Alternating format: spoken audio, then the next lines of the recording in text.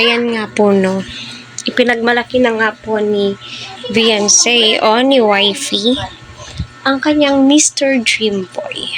So, sana all na lamang po talaga. Mapapasana all ka na lamang po talaga sa kanilang dalawa. No? Grabe ka, supportive. Itong si Mr. Dream Boy sa kanyang wifey, sa magiging fiancé po niya soon.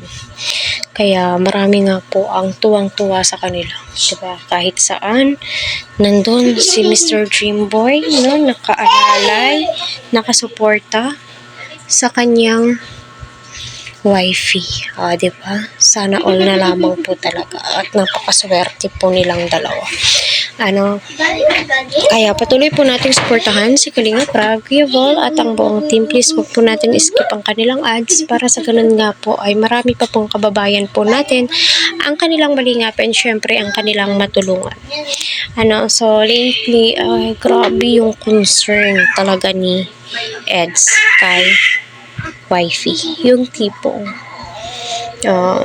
late ka na siguro umuwi, yung tipong nagsiselo siya, diba? Mararamdaman mo, my God, makikilatis mo naman po, no? Kung may something na nga ba, kasi iba na diba? Iba na yung ihip ng hangin, diba? Iba na yung takbo minsan ng conversation nila, yung tipong maa-attach at titignan mo talaga silang dalawa. No?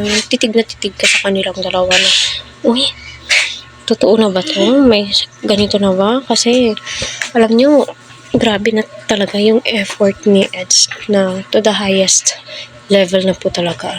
Mapapasana all ka na lamang po.